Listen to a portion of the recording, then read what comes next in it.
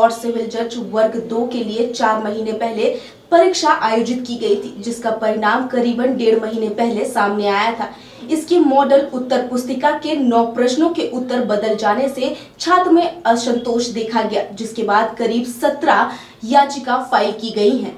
20 मार्च को प्रदेश में सिविल जज वर्ग 2 में 552 पदों की परीक्षा आयोजित की गई थी, जिसमें हजारों छात्रों ने सहयोगिता की थी।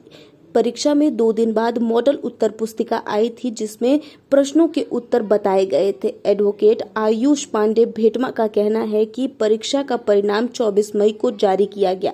इस समय जो उत्तर पुस्तिका आई वह पहली उत्तर पुस्तिका से भिन्न थी, जिसमें 6 प्रश्नों के उत्तर बदल गए थे। साथ ही 10 प्रश्नों के उत्तर और प्रश्नों में भिन्नता भी देखी गई, जिसकी सुनवाई 8 जुलाई को होने के बाद बुधवार को न्यायालय में आदेश दिया गया कि इस पूरे मामले में 2 रिटायर्ड जज की कमेटी सहित परीक्षा परिणाम में सभी पहलुओं पर जांच कर न्यायालय में पेश करेगी। वहीं परीक्षा रिजल्ट को लेकर कहा गया कि प्रतियोगिता परीक्षा के परिणामों को लेकर पारदर्शिता होनी चाहिए और इससे जुड़े तथ्य स्पष्ट किए जाने चाहिए। कुल मिलाकर सिविल जज वर्ग 2 की परीक्षा का परिणाम निश्चित रूप से बदलेगा और इसकी खामियों से नए तथ्य भी उजागर होंगे।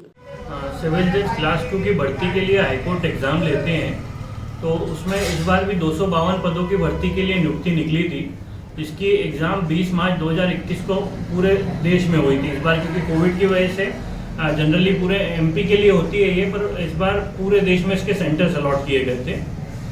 जिसमें क्या हुआ था कि 2 दिन बाद 22 मार्च को इसकी आंसर की इशू करी थी हाईकोर्ट की एग्ज़ाम कमेटी ने।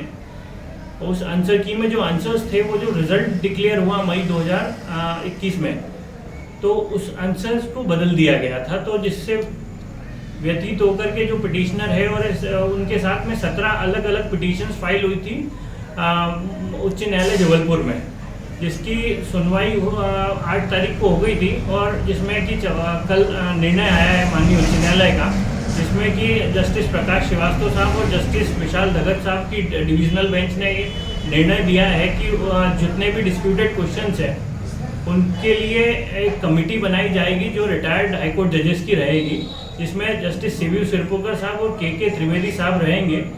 और हाईकोर्ट के एग्ज़ाम रजिस्ट्रार को ये डायरेक्ट किया गया है कि आप जो है विदिन 2 इसको जैसे ही कमेटी बनती है वैसे ही जितनी भी पिटिशनर्स द्वारा फाइल की गई है उन पिटिशन्स की कॉपी आप उनको सप्लाई करेंगे उस कमेटी को, और वो जो पिटिशन्स की कॉपी है वो कमेटी के लिए रिप्रेजेंटेशन के तौर पे मानी जाएगी। और उन्हीं पिटिशंस की कॉपी के बेसिस पे जो मटेरियल उसमें है उनके बेसिस पे वो कमेटी विदिन 2 वीक्स इसको डिसाइड करेगी। डिसाइड करने के बाद वापस ये मामला हाईकोर्ट की एग्ज़ाम कमेटी को फॉरवर्ड किया जाएगा और हाईकोर्ट की एग्ज़ाम कमेटी उसका वेरीफाई करने के बाद उसके 1 हफ्ते के अंदर अंदर नई मेरिट लिस्ट निकालेगी। इसके साथ ही इस निर्णय में माननीय उच्च न्यायालय ने कुछ कॉम्पिटिटिव एग्जाम्स को लेकर के लॉ लेट डाउन किए हैं।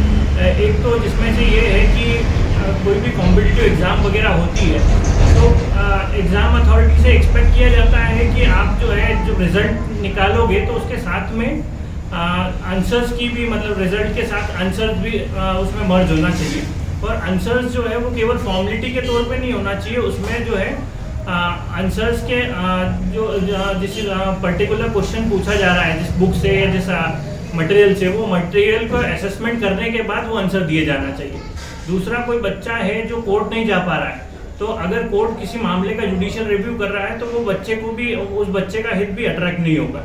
दूसरा, किसी परीक्षा के नियमों में वापस रिवैल्यूएशन का नियम नहीं है, तो भी उस कंडीशन में रिवैल्यूएशन किया जा रहा है अगर किसी बच्चे के किया जा सकता है अगर किसी बच्चे के साथ इनजस्टिस होता है।